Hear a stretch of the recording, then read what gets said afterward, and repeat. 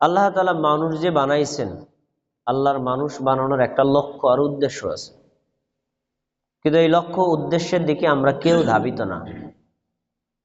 আলেম ওলামারা আপনাদেরকে অনেকবার এই আয়াতটা শুনেছে, দেখেন যে আয়াতটা মনে পড়ে কিনা। আল্লাহ তাআলা বলছেন, ওমা খালাকাতুল জিন্না ওয়াল ইনসা ইল্লা লিয়াবুদুন, আমি মানুষ জাতি আর জিন জাতি আমার ইবাদতের জন্য সৃষ্টি করেছি। আয়াতটা শুনছেন না? মানুষ জাতির আল্লাহ বানাইছে কার জন্য? আল্লাহর ইবাদতের জন্য। জিন জাতিকে আল্লাহ কেন বানাইছে? আল্লাহর ইবাদতের জন্য। তাহলে বোঝা গেল যে মানুষ সৃষ্টির আসল লক্ষ্য আল্লাহর ইবাদত, আসল উদ্দেশ্য আল্লাহর ইবাদত করা। এখন আল্লাহ তাআলার ইবাদত তো আমরা কম বেশি সবাই করি, যারা মুমিন মুসলমান আছি। একটু আগে আমরা মাগরিব নামাজ পড়ছি না, তারপরে আবার সুন্নাত নামাজ পড়ছি, এরপরে এতক্ষণ আমরা ইচ্ছা করলে যাই চায়ের দোকানে গল্প স্বল্প করতে করতাম। এটা না করে আমরা এখানে কোরআন হাদিসের কথা শোনার জন্য বসে গেছি, এইটাও নেকামল। তো নেকামল তো আমরা কম বেশি করি। নেক আমল যে কোনো ভাবে করলেই কি আল্লাহ তাআলা কবুল করবেন? না, আল্লাহ এবং তার নবী যেইভাবে করেছেন, করতে বলেছেন, ওইভাবে করলে কবুল করবেন। কোন ভাবে? হ্যাঁ, ওইভাবে করলে আল্লাহ কবুল করবেন, নাহলে কবুল হবে না। তা আমাদের সমাজে অনেক মানুষ আমল করে, ইবাদত করে, কিন্তু ইবাদত করার আগে কোন কোন শর্তে ইবাদত করলে ইবাদত কবুল হবে এটা তারা জানেও না, আর ওইটা জানি না ইবাদত করার কোনো প্রয়োজনও মনে করে না। অথচ আপনি এই শীতের মধ্যে কষ্ট করে অজু করে মসজিদে আসলেন, সালাত আদায় করলেন, অন্যান্য আমল করলেন, এত কষ্ট করে আমল করলেন, কিন্তু কোন শর্তে আপনার আমলটা কবুল হবে না জানলে পরকালে কোনো নেকি পাওয়া যাবে না। তাহলে ইবাদত কোন শর্তে কবুল হয় এটা আমাদের জানা নফল না ফরজ? নামাজ পড়া যেমন ফরজ, ইবাদতের শর্ত জানাও ফরজ। দেখেন, আমি এবার কাটা কাটা কথা বলি, মাঝে মাঝে আপনাদের দুই চারটা কথা জিজ্ঞেস করবো, দেখবেন আপনাদের উপকার হবে ইনশাআল্লাহ। মনে রাখেন, আজকে আপনাদের উদ্দেশ্যে আমার বয়ানের বিষয় ইবাদত কবুলের শর্ত। ইবাদত কবুলের শর্ত, শর্তটা কি একটু বুঝাইয়া বলি। ধরেন বাংলাদেশ সরকারের পক্ষ থেকে সেনাবাহিনীতে লোক দেওয়ার জন্য বিজ্ঞপ্তি দিছে, তো বিজ্ঞপ্তির ভিতরে কতগুলো নিয়ম কানুন আছে, তার ভিতরে একটা উল্লেখ করছে যে এটা শুধুমাত্র যারা সেনাবাহিনীদের সদস্যদের সন্তান তাদের জন্যই প্রযোজ্য, তাদের জন্যই প্রযোজ্য। এখন আমি সেনাবাহিনীর সন্তান না, আমি যদি আবেদন করি হবে?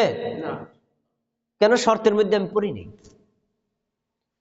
এইরকম আপনি যে সালাত আদায় করেন, সিয়াম পালন করেন, হজ করেন, যাকাত দেন, যে আমলগুলো করেন, আল্লাহ যে শর্তগুলো দিছেন ওই শর্তের আওতার মধ্য থেকে ইবাদত করলে কবুল হবে, আওতার বাইরে গেলে কবুল হবে না। এই জন্য আপনাকে জানতে হবে যে আসলে ওই শর্তগুলো কি। ইবাদত কবুল হওয়ার জন্য মূল শর্ত চারটি। একটু কথা বলবেন আমার সাথে, কয়টি? আবার বলবেন, ইবাদত কবুল হওয়ার মূল শর্ত কয়টি? চারটি। আমি বললে আপনাদের মনে পড়বে, ভাই এলো তা আলেমরা বলছিল। এক নম্বর হলো ঈমান থাকা, মানে ঈমান যার আছে সে হলো মুমিন, যে ইসলাম গ্রহণ করছে সে মুসলিম। তো কেউ যদি মুসলমান না হয়, কেউ যদি ঈমান না আনে, সে যদি হিন্দু থাকে, বৌদ্ধ থাকে, খ্রিস্টান থাকে, নাস্তিক থাকে, সে যদি ইবাদত করলে আল্লাহ কবুল করবেন না। কেন? ঈমান নাই। ইহুদি খ্রিস্টানরা দান করে না? করে তো, কিন্তু দানের নাকি পাবে না। দুনিয়াতে ভালো কিছু পেয়ে যাবে, কিন্তু আখেরাতে পাবে না। কেন? তার ঈমান নাই। এক নম্বর শর্ত। দুই নম্বর, ইখলাসুন নিয়্যাহ, সহি নিয়তে ইবাদত করা। সহি নিয়ত মানে এক আল্লাহর সন্তুষ্টির জন্য। ইবাদত হবে কার জন্য? আল্লাহর সন্তুষ্টির জন্য। মানুষ খুশি হইলেও ভালো, না হইলেও ভালো, মানুষের জন্য আমার দেখা দরকার। 3 নম্বর শর্ত, হালাল খাবার খাওয়া, হারাম খাবারকে বর্জন করা। যদি আপনি হারাম খান আবার ইবাদত করেন, ইবাদত কবুল হবে না, স্থগিত থাকবে। 4 নম্বর হলো আমাদের নবী ইবাদতটা যেইভাবে করেছেন আর যেভাবে করা শিক্ষা দিছেন ওই সুন্নাত তরিকা অনুযায়ী ইবাদত করা। কয়টা পাইলাম? আবার গোড়ার থেকে বলি। প্রথম ঈমান থাকা, দ্বিতীয় আল্লাহ সন্তুষ্টির জন্য ইবাদত করা, তৃতীয় হালাল খাবার খাওয়া, চতুর্থ সুন্নাত তরিকা অনুযায়ী ইবাদত করা। এই 4টি মূল শর্ত যদি আপনার ঠিক থাকে, আপনার আমল আল্লাহর দরবারে কবুল হবে। এই আমলের বিনিময়ে আপনি নেকিও পাবেন, এই আমলের বিনিময়ে জাহান্নাম থেকে বাঁচতে পারবেন, এই আমলের বিনিময়ে আপনি জান্নাতও পাবেন। কিন্তু 4 শর্ত যদি না থাকে, আমল করবেন, কষ্ট হবে, সময় যাবে, টাকা খরচ হবে, কিন্তু পরকালে যায় দেখবেন কোনো নেকি আল্লাহর কাছে জমা নেই। 4টা শর্ত জানা দরকার আছে না? শিরোনাম বললাম, শিরোনাম। এবার ভিতরে আসুন। প্রথমে 1 নম্বর ঈমান থাকা। ঈমান এই শব্দটা আমরা অনেকবার শুনছি। আপনারা গ্রামের মানুষ, গ্রামের সহজ ভাষায় বলছি যাতে আপনার বুঝতে সহজ হয়। ঈমান শব্দের অর্থ হলো বিশ্বাস করা, আর ঈমানের আরেকটা অর্থ হলো স্বীকৃতি প্রদান করা। ঈমানের আসল জায়গা অন্তর। অন্তরে আপনি যা বিশ্বাস করবেন ওটাই হলো ঈমান। এখন ঈমান যদি কারো না থাকে, আল্লাহর উপর ঈমান, কোরআনের উপর ঈমান, হাদিসের উপর ঈমান, পরকালের উপর ঈমান, নবী রাসূলদের উপর ঈমান, এই বিশ্বাস যদি কারো না থাকে, তাহলে তার আমল আল্লাহর দরবারে কবুল হবে না। এবং এই জন্য আল্লাহ তাআলা শুধু কাফের মুশরিক না, বেঈমান না, মুমিনদেরকেও ঈমান আনার জন্য আদেশ করছেন। তা মুমিনরা ঈমান আনবে কেন? আমি বলতেছি সামনে। সূরা নিসার 136 নম্বর আয়াত খুলে দেখেন, আল্লাহ কি বলছেন? ইয়া আইয়ুহাল্লাযীনা আমানু, হে মুমিনগণ, আমিনু বিল্লাহি ওয়া রাসূলিহি, তোমরা আল্লাহর উপর ঈমান আনো আর তার রাসূলের উপর ঈমান আনো সাল্লাল্লাহু আলাইহি ওয়াসাল্লাম। খেয়াল করেন, হে মুমিনগণ, তোমরা ঈমান আনো আল্লাহর উপর, তোমরা ঈমান আনো রাসূলের উপর। মুমিন কারা? যারা ঈমান আনছে তারা, তাই না? তো আল্লাহ বলছেন মুমিনরা আবার ঈমান আনো। মুমিন তো ঈমান আনছে, আবার ঈমান আনতে বললো কেন? এর কারণ আপনার ঈমানের মধ্যে যদি ঘাটতি থাকে, ত্রুটি থাকে, ঘাটতি ত্রুটি সংশোধন করে ঈমান আনা। আপনার ঈমান আনা যদি সঠিক হয়, তাহলে এই ঈমানের উপর মৃত্যু পর্যন্ত অটল থাকা, ঈমান নিয়ে কবরে যাওয়া, কোনোভাবে ঈমান থেকে বিচ্যুত হওয়া যাবে না। ওয়াল কিতাবিল্লাযী নাযালা আলা রাসূলি, আল্লাহ তার রাসূলের উপর যে কিতাব নাযিল করেছেন কোরআন, কোরআনের উপর ঈমান আনো। ওয়াল কিতাবিল্লাযী আনজালা মিন ক্বাবল, কোরআনের আগে তাওরাত, ইনজিল, জাবুর সহ যে সকল কিতাব আল্লাহ নাজিল করেছেন তার উপর ঈমান আনো।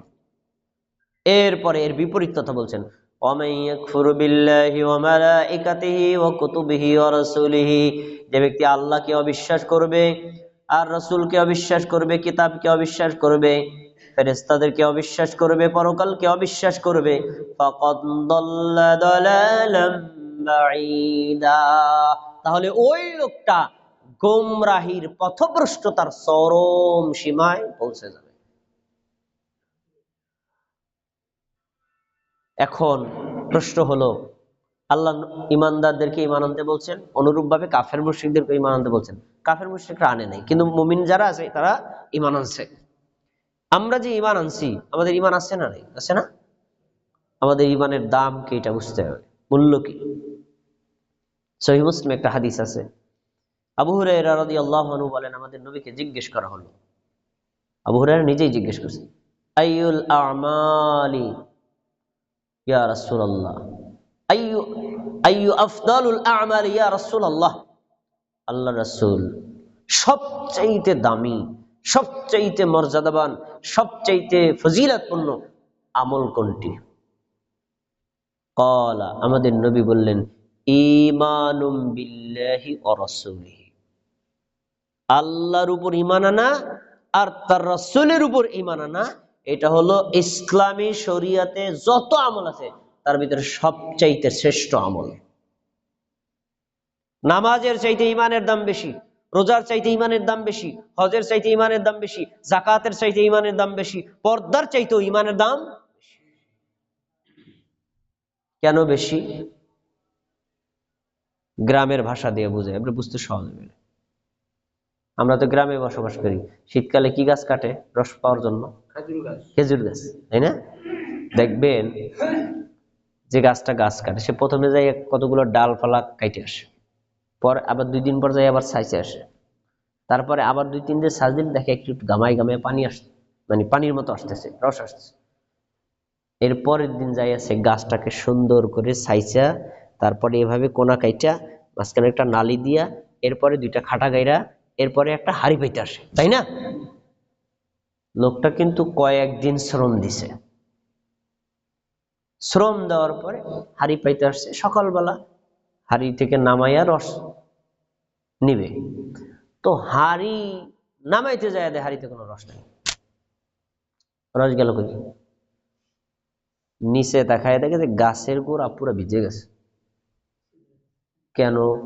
ওই যে ওই হাড়ি নিচে ছিল কি ছিদ্র, ফোঁটা। এখন আপনার কাছে প্রশ্ন, সে লোকটা 4-5 দিন পর্যন্ত শ্রম দিছে, গাছও কাটছে, নালিও দিছে, খাটাও কাটছে, আবার হাড়িও পাচ্ছে, এত কষ্ট করে যে ফলটা পাইবে, ফল আর পাইল না। কিসের কারণে? কারণ ফল তার যেই জায়গায় জমা হবে ওইটাই হলো ত্রুটি।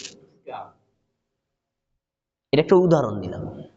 হাড়িটাকে কল্পনা করেন ঈমান, রসটাকে কল্পনা করেন হলো নামাজ, রোজা, হজ, যাকাত, দান, সদকা। এগুলো আপনি যখনই নামাজ পড়বেন ঈমানের ভান্ডারে জমা হবে, আপনি যখনই রোজা করবেন ঈমানের ভান্ডারে জমা হবে, আপনি যখনই হজ করবেন ঈমানের ভান্ডারে জমা হবে, আপনি যখনই জিকির আজকার করবেন ঈমানের ভান্ডারে জমা হবে। ঈমান নাই, এগুলো সব শেষ। নামাজ পড়ছেন ঈমান নাই, নামাজের কোনো দাম নাই। নামাজ পড়ছেন ঈমান নাই, মানে হজ করছেন ঈমান নাই, হজের কোনো দাম নাই। যাকাত দিচ্ছেন ঈমান নাই, হজের কোনো, যাকাতের কোনো দাম নাই। তাহলে নামাজ তো গুরুত্বপূর্ণ, কিন্তু নামাজের চাইতে গুরুত্বপূর্ণ কি? ঈমান। নামাজের চাইতে বেশি গুরুত্বপূর্ণ। ঈমানের দামটা বোঝানোর জন্য আর একটা আয়াত আর হাদিস বলবো। আপনারা গ্রামের মানুষ সবাই আমার দাদা চাচার সমতুল্য, কথাগুলো খেয়াল করে শুনে দেখবেন আনি যে ঈমানের দাম কি, আপনি ক্লিয়ার ভাবে বুঝে যাবেন, এক ঠান্ডা মাথায় বুঝে যাবেন, কোনো বোঝায় কোনো ঘাটতি হবে না। আসেন একটা আয়াত শুনি। সূরা আল ইমরানের 92 নম্বর আয়াত, আল্লাহ তাআলা বলছেন, ইন্নাল্লাযীনা কাফারু, নিশ্চয়ই যারা কুফরি করেছে, ওয়া মাতু ওয়া হুম কুফার, কাফের অবস্থায় তার মরণ হয়েছে।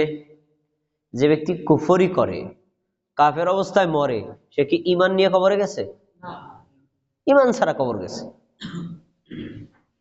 এরপর আল্লাহ বলছেন, ফালাই ইউকবালা মিন আহাদিহিম মিলআল আরদি যাহাবা ওয়ালাউ ইফতাদা বি, ওই কাফেররা পরকালে জাহান্নামের আগুন থেকে বাঁচার জন্য আল্লাহর কাছে যদি সমগ্র দুনিয়া ভর্তি সোনাও দেয়, আল্লাহ তাআলা সোনা নিয়ে তাদেরকে জাহান্নামের আগুন থেকে বাঁচাবেন? আমার দিকে খেয়াল করেন, অন্যদিকে খেয়াল করে কথা বোঝা যাবে না। আসুক যারা, তারা বসবে। আবার শোনেন, নিশ্চয়ই যারা কুফরি করেছে, কুফরি অবস্থায় মারা গেছে, পরকালে এই কাফেররা জাহান্নামের আগুন থেকে বাঁচার জন্য সমগ্র দুনিয়া ভর্তি সোনা আল্লাহকে দিয়ে বলবে, আল্লাহ এক দুনিয়া সমান আপনাকে আমি সোনা দিলাম, এক দুনিয়া ভর্তি সোনা দিলাম, আপনি আমাদেরকে জাহান্নামের আগুন থেকে বাঁচান। আপনারা উত্তর দিবেন, আল্লাহ এই সোনা নিয়ে তাদেরকে জাহান্নামের আগুন থেকে বাঁচাবে? আপনারা বলছেন না। হ্যাঁ, কোরআনের আয়াত শোনেন, ফালাইয়ুকবালা, আল্লাহ বলছেন কখনোই না, কশিন কালেও না, কোনোভাবেই না। আপনি বলছেন না, আর আল্লাহ বলছেন কি কখনোই না। কোনটার জোর বেশি? আল্লাহর কথার জোর বেশি। আল্লাহ বলছেন কোনোভাবেই সোনা নিয়ে তাকে জাহান্নামের আগুন থেকে বাঁচানো যাবে না।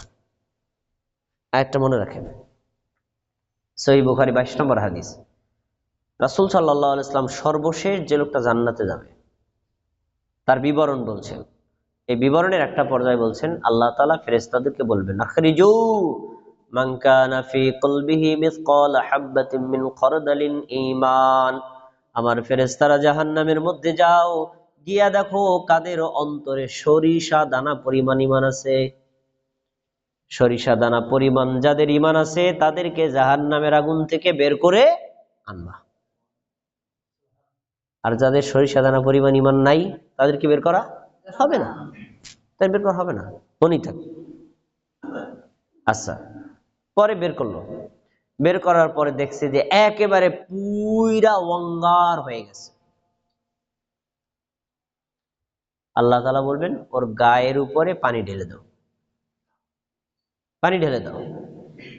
পানি ঢেলে দেওয়ার পরে যখন তার গায়ে পানি ঢেলে দিবে সে আবার সাবেক সুন্দর মানুষে পরিণত হয়ে যাবে। সুবহানাল্লাহ। এই পর্যন্ত শুনছেন না? এখন কথা, পরে আল্লাহ তাআলা বলবেন এইবার তারাকে জান্নাতে প্রবেশ করায় দাও। দেখি দি মনে আছে কিনা আমার দাদা চাচা গো, এই লোকটাকে আল্লাহ জাহান্নাম থেকে বের করছে কি দেখা? সরিষা দানা পরিমাণ ঈমান দেখা। কথা বলে না কেন, বুঝে নেই মনে হয়। সরিষা দানা পরিমাণ ঈমান দেখা বের করছে। আর ঈমান না থাকলে বের করতো না। এবার আগের আয়াত আর এই হাদিস দুইটার সাথে মিলানো। আগের আয়াতে আল্লাহ তাআলা বলছেন যাদের কোনো ঈমান নাই, কাফের আর কুফরি অবস্থায় যারা মারা গেছে তারা সমগ্র দুনিয়া ভর্তি সোনা দিলেও আল্লাহ তাদেরকে জাহান্নাম থেকে কখনো বাঁচাবে না। আর এই হাদিসে পাওয়া গেল এই লোকটা সমগ্র দুনিয়া ভর্তি সোনা না, মাত্র একটা সরিষা দানা পরিমাণ ঈমান দিছে, আল্লাহ তাআলা তাদেরকে জাহান্নাম থেকে বের করে জান্নাতে প্রবেশ করায় দিছে। আয়াত আর হাদিস দ্বারা কি বুঝতে পারছেন? আমি একটা বুঝছি, দেখেন আমার সাথে আপনার বুঝ মেলে কিনা। আয়াত আর হাদিস বোঝায় সমগ্র দুনিয়া ভর্তি সোনার মূল্য যা, এক জাররা পরিমাণ ঈমানের দাম তার চাইতে হাজারো কোটি গুণ বেশি। আমি কি কথা ভুল বলছি হুজুর? আপনারা এখানে যে আছেন কেউ কি কাফের, মুশরিক, মুনাফিক? আপনারা কি ঈমান আনছেন না? তাহলে আপনাদের প্রত্যেকে এখন ঈমান আনার কারণে একটা লোক সমগ্র দুনিয়া ভর্তি সোনা হলে যত বড় ধনী হয় তার চাইতে বড় ধনী আপনি, তার চাইতে বড় ধনী। কারণ এই পৃথিবীতে এমন কোন মানুষ নাই যে সমগ্র দুনিয়া ভর্তি সোনার মালিক, আসেনি? কেউ নাই। তাহলে ঈমানের দাম আছে না নাই? আছে। ঈমান মুমিনের জীবনের সবচাইতে শ্রেষ্ঠ সম্পদ, কিন্তু এই ঈমানটার এবার কিন্তু রক্ষা করতে হবে। ঈমান ছুটে যায়, নষ্ট হয়ে যায়, ভেঙ্গে যায়। এ কি আপনাদের জানা আছেন? আমাদের দেশের মসজিদের মিম্বারগুলো থেকে হুজুররা মুসল্লিদেরকে এই কথাগুলো শিখায় না, শিখায় না। একটু ভালো করে শুনেন, দেখি দিয়ে আপনারা পারেন কিনা। যেগুলো শিখায় দেখেন আপনারা প্রত্যেকটা কথার উত্তর দিতে পারবেন। আচ্ছা, আমি ওযু করছি, ওযু করবো মসজিদে ঢোকার জন্য, তো এর মধ্যে আমার আবার পেশাবের চাপছে, আমি আবার পেশাব করছি, এখন কি আমার ওযু আছে? ওযু ভেঙে গেছে। তা আপনি কিভাবে বুঝলেন? ওই যে ওযুর পরে পেশাব করছি তাই। পেশাব এবং পায়খানার রাস্তা দিয়ে কোনো কিছু বের হলে ওযু ভেঙে যায়। তা আপনি কিভাবে বুঝছেন? আলেমরা আপনাদেরকে শুনাইছে তাই। ওযু যেভাবে ভাঙ্গে ঈমানও ওইভাবে ভাঙ্গে। ওযু ভাঙ্গার মাসআলা জানি, কিন্তু ঈমান ভাঙ্গের মাসআলা জানি না। এই জন্যই তো আমাদের দেশের মুমিন মুসলমানদের কাছে ঈমানের কোনো দাম নাই, আর তারা সকালে ঈমান বিকালে বেঈমান। ঈমানের দাম মর্যাদা তারা বুঝে না। আমাদের এই ঈমান রক্ষা করা দরকার আছে না নাই? ঈমান কাকে বলে আর ঈমানের রুকন কয়টি, একটা হাদিস বলছি, মুখস্থ করে নেন। পৃথিবীর যত হাদিসের কিতাব আছে সব হাদিসের কিতাবে হাদিসটা আছে।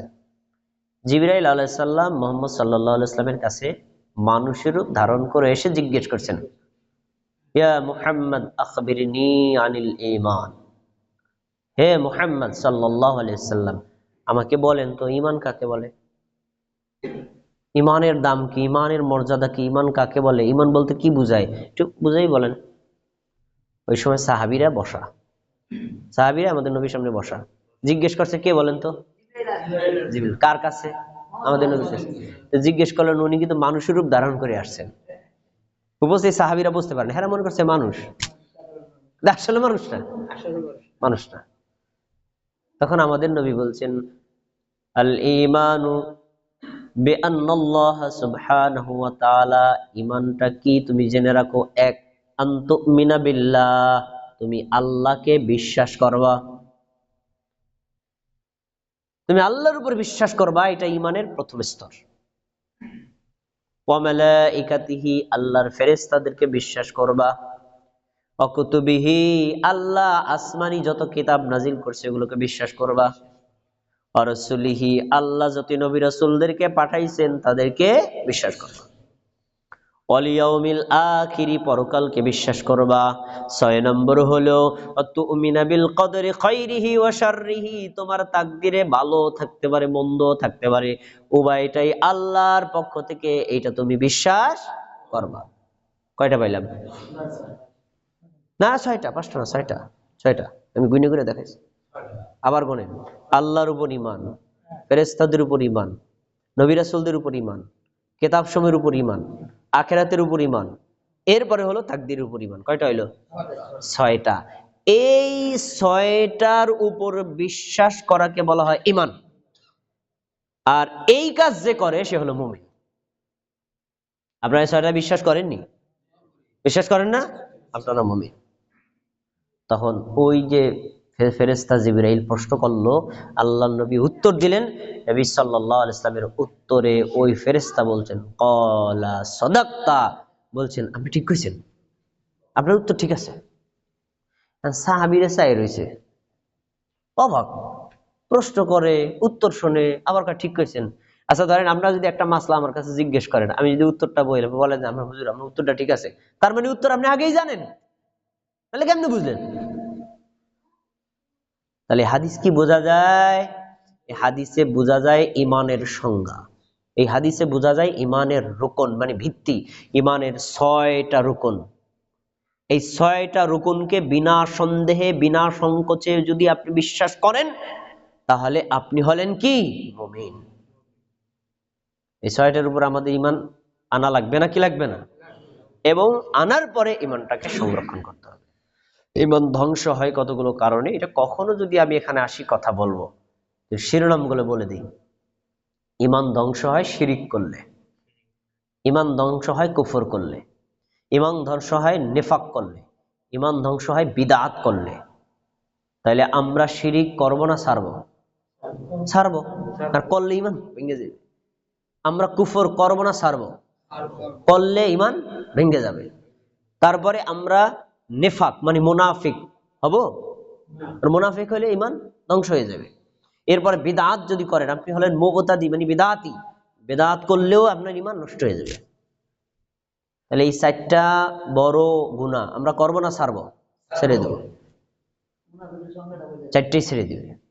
ওই চাচা বলছে বলে দিতে, শিরিক মানে কি? যে আল্লাহর সাথে শরীক করে তাকে বলা হয় শিরিক। বুঝাই বলি, রুকু পাওয়ার মালিক কে? সেজদা পাওয়ার মালিক কে?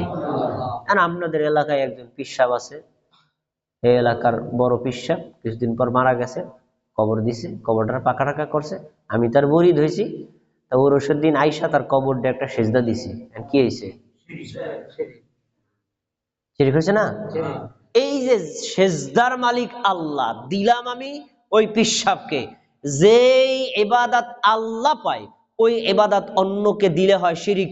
এই কাজ যে করে সে হলো মুশরিক। মুশরিক যে তার ঈমান থাকে না। হ্যাঁ, তাহলে শিরিক করা যাবে না। আচ্ছা, 2 নম্বর হলো কুফর। কুফর মানে অস্বীকার, অবিশ্বাস করা। আল্লাহ তাআলাকে আমরা দেখছি? দেখিনি, বিশ্বাস করি না। আল্লাহকে এখন দেখলে যেমন বিশ্বাস হবে, না দেখলে ওইরকমই বিশ্বাস থাকতে হবে। বিশ্বাস প্লাস কোনো সন্দেহ থাকতে পারবে না। এখন যদি আপনি মনে করেন আল্লাহরে কেউ কোনোদিন দেখে নাই, নবী রাসূলরাও দেখে নাই, আল্লাহ কি আছে না না আছে সন্দেহ আছে, সন্দেহ করলে ঈমান শেষ। কুফর মানে কি? কোরআনে এবং হাদিসে আল্লাহ তাআলা যা উল্লেখ করছেন আপনি বোঝেন আর না বোঝেন, ওটা বিশ্বাস করতে হবে বিনা সন্দেহে। আর সন্দেহ থাকলে, অস্বীকার করলে হয়ে যাবে কি? কুফর। কুফর করবে যে সে হলো কাফের। নেফাকটা কি? নেফাক মানে হলো অন্তরে একটা, মুখে আর একটা। অন্তরে ইসলাম ভালো লাগে না, কোরআন হাদিস ভালো লাগে না, নবী রাসূল ভালো লাগে না, মুসলমানদেরকে পছন্দ হয় না, ইমান ইসলামদেরকে পছন্দ হয় না, মুখে কয় না আমি পাক্কা মুমিন। মুখে একটা, অন্তরে আর একটা, এটাকে বলা হয় নেফাক। এই কাজটা যে করে তাকে বলা হয় মুনাফিক। তুমি যদি বিশ্বাসী করো আল্লাহ এবং আল্লাহ রাসূলকে, তুমি যদি বিশ্বাসী করো কোরআন হাদিসকে, তো কোরআন হাদিস যা বলতে বলা, মানতে বলা হয়েছে মানো না কা? তাহলে বোঝা যায় তোমার কথার সাথে কাজের মিল নাই। কথার সাথে কাজের মিল না থাকলে এটা হলো মুনাফিকের একটা লক্ষণ। মিল থাকতে হবে। আর বিদআত কি? বিদআত হলো আপনি যা ইবাদত করেন, ওই ইবাদতটা আমাদের নবী যেইভাবে শিখাইছে ওইভাবে করতে হবে। ঘোরানো যাবে না, বাড়ানো যাবে না, কমানো যাবে না, কোনো যুক্তি দেওয়া যাবে না, যেমনি আছে তেমনি। আসেন একটা উদাহরণ দিই। 5 ওয়াক্ত নামাজের জন্য কি মসজিদের ইমাম সাহেব আজান দেন মসজিদে? তাহলে জামাতে নামাজের জন্য আজান দেওয়া সুন্নাত। খেয়াল করেন, জানাজার নামাজের জন্য আজান দিছে কেউ? ওইটাও কিন্তু নামাজ হয়, আবার জামাত হয়। তাহলে ওই নামাজে আবার আজান না দেওয়া সুন্নাত। আর আমি আপনার এলাকার মসজিদের ইমাম সাহেব বললাম কে ভাইরা আমার, 5 ওয়াক্ত ফরজ নামাজের জন্য আমরা আজান দিই। ওই আজান শুনে মুসল্লিরা জামাতে নামাজ পড়তে আসে। তো লোকটা মারা গেছে, জানাজার নামাজ হবে, এর আগে একটা আজান দিই, আজান শুনে সবাই জানাজায় আসবে। আপনারা মানবেন? কে? আজান তো ভালো জিনিস। আল্লাহু আকবার, আল্লাহু আকবার, এবারে তো গালি দিতেছে না, ভালো জিনিস। করা যাবে না কেন? আমাদের নবী করে নাই তাই। বুঝছেন? আমাদের নবী করে নাই তাই।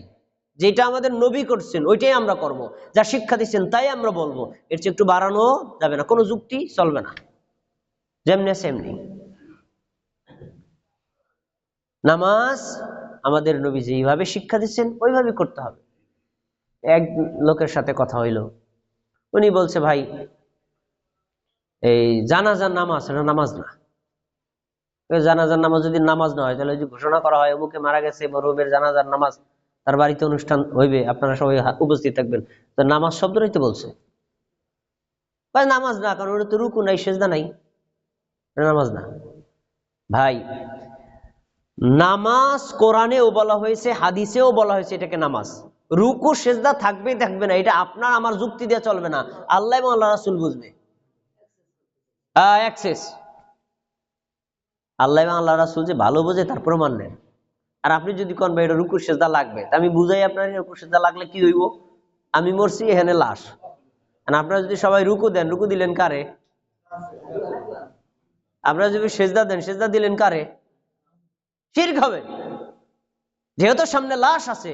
এজন্য আল্লাহ নবী সাল্লাল্লাহু আলাইহি সাল্লাম জানাজার নামাজে রুকুও রাখেন নাই আর সেজদাও রাখেন নাই। কথা কি বোঝা গেছে? এজন্য শরীয়ত শরীয়তের মতো বুঝতে হবে, পাল্টাইলে হবে কি বিদআত। বিদআত করা যাবে না। তাহলে আমরা ঈমান মানে আমল কবুলের প্রথম যে শর্ত পাইলাম, আমরা ঈমানটা আনবো তো, আর ঈমানের উপর অটল থাকবো। ঈমানের মধ্যে ভুল ত্রুটি আছে না? দেখেন আমি কয়েকটা ভুল দেখাই, অনেক ভুল আছে, সংশোধন করতে হবে। আল্লাহ তাআলা কোথায় আছে বলেন দি? আল্লাহ কোথায় আছেন? কেউ কেউ বলবে কি না না হুজুর এই প্রশ্ন করেন না, আল্লাহ কোথায় জিজ্ঞেস করলেও তো গুনাহ হইব, এ অনেকে বলে। না, আল্লাহ কোথায় আছে জিজ্ঞেস করলে গুনাহ হয় না, কারণ এইটা ঈমানের একটা পার্ট, একটা অংশ।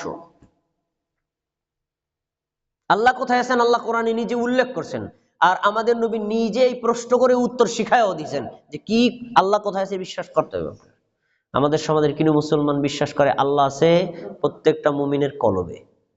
তো বর্তমানে পৃথিবীর মানুষের সংখ্যা হলো 200 কোটি, এক একজন মুমিনের কলবে একটা আল্লাহ, তো আল্লাহ হয়ে গেছে 200 কোটি। এটা শিরক।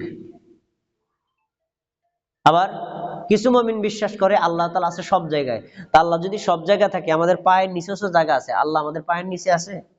এটা আল্লাহকে অপমান করা হয়। টয়লেট আছে, পতিতালয় আছে, খারাপ জায়গা আছে, মদের বার আছে, ওইসব জায়গায় আল্লাহ থাকে, তাহলে আল্লাহকে অপমান করা হয়। তাহলে আল্লাহ কোথায় আছে? আল্লাহ নিজেই বলছে সূরা তাহার 5 নম্বর আয়াত, আর রহমান আলাল আরশি ইস্তাওয়া, দয়াময় আল্লাহ আছেন আরশের উপরে, আরশের উপরে। কিন্তু আল্লাহর ক্ষমতা, আল্লাহর পাওয়ার, আল্লাহর দক্ষতা, আল্লাহর বিচক্ষণতা আছে পৃথিবীর সব জায়গাতে। আপনি যেখানে যা করেন সব আল্লাহ জানে, আপনার কাছে যাওয়া লাগবে না। আরে আপনি আপনার সম্পর্কে যা না জানেন আল্লাহ তার চেয়ে বেশি জানেন। এই হলো আল্লাহ। আল্লাহ আর রহমান আলাল আরশি, আমরা কি শুনি নাই নবী সাল্লাল্লাহু আলাইহি সাল্লাম মিরাজে গেছিলেন? শুনছেন না ঘটনা? বাইতুল্লাহ থেকে বাইতুল মুকাদ্দাস, তারপরে প্রথম আসমান, দ্বিতীয় আসমান, তৃতীয় আসমান, চতুর্থ আসমান, পঞ্চম আসমান, ষষ্ঠ আসমান, সপ্তম আসমান, সিদরাতুল মুনতাহা আল্লাহর সাথে সাক্ষাৎ করতে গেছে। এই ওয়াজ হুজুরা করছে না? এটি স্পষ্ট বোঝা যায় যে আল্লাহ তাহলে থাকে আরশের উপরে। তাহলে আল্লাহ নবী কেন 7 আসমান ভেদ করে তার সাথে সাক্ষাৎ করতে যাবে? তাহলে বোঝা যায় আল্লাহ থাকেন কোথায়? আরশের উপরে। এটা ঈমান, এটা বিশ্বাস করতে হবে। এই জন্য ইমানটাকে সংশোধন করতে হবে। আর ইমানের সংশোধন করার পর, সঠিকটা জানার পর আর নড়চড় করা যাবে না, এটার উপর অটল থেকে মৃত্যুবরণ করতে হবে, তাইলে আপনি পাক্কা মুমিন। তাহলে ইবাদত কবুলের প্রথম শর্ত গেল ইমান। 2 নম্বর ইখলাসুন নিয়্যাহ, নিয়তের বিশুদ্ধতা। এক আল্লাহর সন্তুষ্টির জন্য ইবাদত করতে হবে, অন্য কাউকে শোনানোর জন্য, দেখানোর জন্য ইবাদত করা যাবে না। আল্লাহ নিজেই বলছেন সূরা বাইয়িনার 5 নম্বর আয়াত, ওমা উমিরু ইল্লা লিয়াবুদুল্লাহা মুখলিসিনা লাহুদ্দিন হুনাফা ওয়া ইউকিমুস সালাতা ওয়া ইউতুস যাকাতা ওয়া যালিকা দীনুল কাইয়্যিমা। তাদেরকে আদেশ করা হয়েছে তারা একনিষ্ঠভাবে যেন আল্লাহরই ইবাদত করে, একনিষ্ঠভাবে আল্লাহর ইবাদত করা। সালাত, সিয়াম, হজ, যাকাত, দান, সাদাকা, কুরবানি, ফরজ, নফল সবকিছু কার জন্য? এক আল্লাহর জন্য হবে, অন্য কারোর জন্য করা যাবে না। এই জন্য একটা প্রসিদ্ধ হাদিস দেখবেন নুরানি মাদ্রাসায় ছাত্ররা বলতেছে, 1 নম্বর হাদিস শরীফ, قال النبي صلى الله عليه وسلم انما الاعمال بالنيات। শুনছেন? ইন্নামাল আমালু বিন্নিয়াত, মানে সব আমল নিয়তের উপর নির্ভরশীল। আপনি যদি বলেন আমি আল্লাহর জন্য ইবাদত করছি, তাহলে ইবাদত আল্লাহর জন্য কবুল হবে। আর যদি মনে করেন মান এখন দাড়ি পাইকে গেছে, আর কদিন পর এক পা কবরে চলে গেছে, এখন যদি নামাজ রোজা না করি মানুষ কি কইব? এদিকে মসজিদের সামনে চায়ের দোকান, চায়ের দোকানে চা খাইতেছি, সবাই মসজিদে ঢুকলো, আমি যদি না ঢুকি একটা মানুষ কি কইব? তা ঠিক আছে যাই, সে কি আল্লাহর জন্য নামাজ পড়তে গেছিনি? মানুষকে দেখানোর জন্য। তার তার নিয়তে গরমিল আছে। এই গরমিল নিয়তে, অশুদ্ধ নিয়তে কেউ যদি আল্লাহ ছাড়া অন্য কাউকে খুশি করার জন্য ইবাদত করে, এই ইবাদত আল্লাহর দরবারে গ্রহণযোগ্য হবে না, কবুল হবে না। এ তো ইবাদত করছে, করলে কি হবে? নিয়তে ত্রুটি। একটা হাদিস আপনাদের মনে করায় দিই, এটা তো গল্প আকারে হাদিস, আপনাদেরকে আলেম ওলামারা শুনাইছে। কিয়ামতের দিন আল্লাহ তাআলা 3 ব্যক্তিকে সবার আগে হিসাব করে, তাদের ফায়সালা করে আগে জাহান্নামে ফেলাইবেন। 3 ব্যক্তিকে। এই 3 ব্যক্তিকে, প্রথম ব্যক্তি হলো যে লোকটা শহীদ হয়ে গেছে আল্লাহর রাস্তায়। শহীদ মানে কাফের মুশরিকদের সাথে মুসলিমদের সাথে যুদ্ধ লেগে গেছে, সরাসরি যুদ্ধ। তারা যুদ্ধ করতে গেছেন, কাফের মুশরিকটা আপনার কোবায় মেরে আলিছে জায়গায়, ওই যুদ্ধক্ষেত্রে শেষ। আপনি হলেন শহীদ। তো এই শহীদ লোকটার বিচার আগে হবে। আল্লাহ তাআলা জিজ্ঞেস করবে, আব্দুর রহমান, তোমার আমি জীবন দিছি, শক্তি দিছি, যৌবন দিছি, এত কিছু দিলাম, এত নিয়ামত দিলাম, কি করছো? আল্লাহ কি কন, আমি করি নাই মানে? আপনার দিনের জন্য যুদ্ধ করতে যাই জীবনটাই দিছি, আর কি নিবেন? জীবনটাই দিয়ে দিছি। আল্লাহ তাআলা বলবেন, কাযাবতা, তুই মিথ্যা কথা কইছস। মিথ্যা কথা কইলাম মানে মরে গেছে এর লিগা মিথ্যা কথা কইছিস কি জন্য? আরে তুই যুদ্ধ করছিস কি জন্য? যদি যুদ্ধ করস তাহলে মানুষ বলবে বীর বিক্রম, বীর শ্রেষ্ঠ, বীর মুক্তিযোদ্ধা, নাম টাম কইব, এই জন্য তুই যুদ্ধ করছিস, আল্লাহর জন্য করস নাই। আমলটা ঠিকই করছে, নিয়তে গরমিল। এই ইবাদত আল্লাহর দরবারে কবুল হবে না। পরে ওই লোকটাকে পা নিচের দিক দিয়া, সরি, মাথা নিচের দিক দিয়া পা উপরের দিক দিয়ে তারপর জাহান্নামে ফেলো। জাহান্নামে গেল কেন? নিয়তের মধ্যে অশুদ্ধ থাকার কারণে। আর এক লোককে ডেকে আনা হবে, কারি সাহেব, মাওলানা সাহেব আইন দিয়ে দিকে, আপনারা যে আমি কোরআন শিক্ষা দিলাম, হাদিস শিক্ষা দিলাম, দিন শিক্ষা দিলাম, কি করছেন? আল্লাহ কি বলেন আমি করছি না? মানে মসজিদের মেম্বারে বসে কত সুন্দর মানুষদেরকে বয়ান করছি, কোরআন হাদিস শুনাইছি, মানুষদেরকে কোরআন শিক্ষা দিছি, হাদিস শিক্ষা দিছি, তালিম শিক্ষা দিছি, এত কিছু করছে, আপনার জন্য করছে। আল্লাহ বলেন তুই মিথ্যা কথা কইছিস। কি মিথ্যা কথা কইলাম? তুই এই জন্য এলেম শিক্ষা গ্রহণ করছ, মানুষ বলবে বড় হুজুর, বড় মৌলানা, বড় মুফতি, বড় বক্তা, এই টাইটেল পাওয়ার জন্য, বড় হুজুর এই টাইটেল পাওয়ার জন্য। তুই তো আল্লাহর জন্য করস। পরে এই লোকটাকেও জাহান্নামে ফালানো হবে। তো কোরআন শিখছে, হাদিস শিখছে, এগুলো কি ভালো আমল না? আবার শিখাইছে, ভালো আমল না? জাহান্নামে গেল কেন? নিয়তের মধ্যে গরমিল থাকার কারণে, মানে আল্লাহকে সন্তুষ্টের জন্য করে নেই। 3 নম্বর ব্যক্তির এটাকে নিয়ে এসে হবে, এই তালতলা এলাকার ধনী মানুষ, এদিকে আসো, তোমার তো এলাকার সবচেয়ে বড় ধনী বানাইছিলাম, কি করছো কদিন? আল্লাহ কয় কি? শীতকালে এলাকায় যত ওয়াজ হইতো সব ওয়াজে মানুষ দান করলে আমার অঙ্কটা বড়, দেখেন এমনি তালাশ করিয়া, সবাই দিয়েছে 10,000 20,000, আমি দিচ্ছি 1 লাখ। ওয়াজে, মাহফিলে, মসজিদে, এতিমখানায়, এই জায়গায়, সব জায়গায় আমি বেশি বেশি টাকা দিছি। তখন আল্লাহ তাআলা বলবে তুই বেটা মিথ্যা কথা কইছিস। কি মিথ্যা কথা বলবি? মিথ্যা কথা এই জন্য, তুই দান করছিস এটা সত্য, কিন্তু দান করছিলে এলাকায় বলবে দানবীর, এলাকায় বলবে কি দানশীল মানুষ, সামনে চেয়ারম্যান হওয়ার ইচ্ছা আছে, মেম্বার হওয়ার ইচ্ছা আছে, ওই দান দেয়। তা আল্লাহর জন্য করছটাই তো, মানুষকে খুশি করার জন্য, মানুষকে দেখানোর জন্য। কই আল্লাহর জন্য যদি করতি তাহলে গোপনে একটা গরিব রেজাইয়া 10,000 টাকা দিয়ে, হ্যাঁ তো কোনোদিন দিলি না। নিয়তের মধ্যে গরমিল আছে।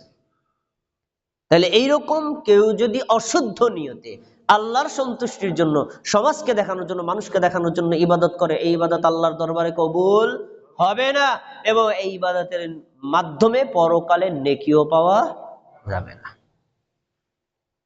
এরকম অশুদ্ধ নিয়তে আমাদের মধ্যে ইবাদতকারী মানুষ আছে, আছে না? আছে না? এইখানেও আছে, এইখানেও আছে।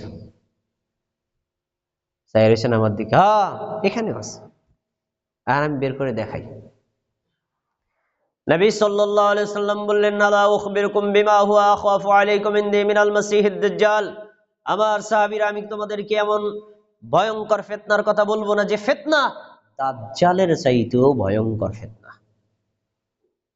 দাজ্জাল কি? দাজ্জাল হলো একজন মানুষ, তাকে আল্লাহ অনেক পাওয়ার দিবে, তার ডান চোখ অন্ধ, বাম চোখটা ভালো থাকবে, এমন পাওয়ার দিবে, সে যদি নড়িয়া এলাকায় আসে না, আসে বলে নড়িয়ার যত মানুষ সবাই আমার আল্লাহ বলে বিশ্বাস কর। সবাই যদি আল্লাহ বলে বিশ্বাস করে না, তাহলে বলবে নড়িয়ার যত জমিন আছে ফল দিবি বেশি, ফসল দিবি বেশি, যত গাবি আছে দুধ দিবি বেশি, যত বাছুর আছে আরো বেশি, মানে এলাকায় পুরা ভরপুর, কোনো অভাব নাই, মানে এলাকা পুরা স্বর্ণে পূর্ণিত হয়ে যাবে। যাইবে সখীপুর এলাকা, এই তোরা সবাই আমার আল্লাহ বলে স্বীকার কর। সখী বলব না, আল্লাহ তো একজনই, অন্য কাউকে বিশ্বাস করতে রাজি না, আমি তোরে মানি না। মানলি না, ঠিক আছে, এই জমিন কোনো ফসল দেওয়া যাবে না, গাছ কোনো ফল দেওয়া যাবে না, এই গাবি কোনো দুধ দেওয়া যাবে না, ওই এলাকার লোক না খাই মরবে। এরকম পরীক্ষায় যদি পড়ে, নিমান টেকবে কয়জনের চাচা? হ্যাঁ 100, ভাই কম কইছে, 1000 মধ্যে 999 জন বাদ পড়বে, দেখবেন ইমানের পরীক্ষা ফেল। সাহাবীরা বলছে আল্লাহ রাসূল, দাজ্জাল তো ভয়ঙ্কর ফিতনা, এর চাইতে বড় ফিতনা তো আমরা জানি না, এর চাইতে বড় ফিতনা কি? হ্যাঁ এর চাইতে বড় ফিতনা আছে। কি? এর চাইতে বড় ফিতনা হলো আমার উম্মতের মধ্যে বহু মানুষ আছে, নামাজ পড়বে, রোজা করবে, হজ করবে, যাকাত দিবে, কিন্তু নিয়ত থাকবে মানুষকে খুশি করা। এটাকে বলা হয় রিয়া, সুমআ, মানুষকে দেখানো, মানুষকে শোনানো, এটাকে বলা হয় গোপন শিরিক। এটা দাজ্জালের চাইতে ভয়ঙ্কর। কারণ আমি যদি আপনারে মারতে যাই না, ধরেন একটা দাও দিয়ে আপনার কোপ দিতে গেছি, আপনি তো দেখছেন দাওটা, হাত দিয়ে ঠেকাবেন, আর আপনি যদি পিছন থেকে আপনার কোপ দেন তো ঠেকানোর সুযোগ পাবেন না। তো গোপন শিরিকটা হলো এমন যে দেখা যায় না, বুঝতে পারছেন? আর দাজ্জাল তো সামনে আসবে সরাসরি, আপনি দেখবেন। তখন যদি আপনার নবীর হাদিসের কথা মনে পড়ে, তখন আপনি বিশ্বাস করবেন না, তোরে আমি মানি না। বুঝতে পারছেন? তা দাজ্জালের চেয়ে বেশি ভয়ঙ্কর এটা। আসেন, নবী একটা উদাহরণও দিয়ে দিছে। আজকে দাদা চাচার আমল পরীক্ষা করবো দিয়ে কয়জনের টেকে। উদাহরণটা কি? নবী সাল্লাল্লাহু আলাইহি ওয়াসাল্লাম বলছেন, তোমাদের মধ্যে একজন লোক সলাতে দাঁড়াইছে, নামাজ পড়তে দাঁড়াইছে। দাঁড়ানোর পরে আমার দিকে তাকান দিয়ে আল্লাহু আকবার বলে নামাজ আমি দাঁড়াইছি। এখন আমার দৃষ্টি থাকবে কোন দিকে? সেজদার দিকে। আমি সেজদার দিক তাকায় রয়েছি। তো সেজদার দিক তাকাই আমি সূরা কেরাত পড়তেছি, ডাইন পাশে লোক থাকলে বাম পাশে লোক থাকলে বোঝা যায় না? বোঝা যায় না চাচা? অনুভব করা যায় না? তো আজকে তো আপনাদের এলাকায় আমি বক্তা হিসেবে আইছি, আপনাদের মসজিদে ওয়াজ করব।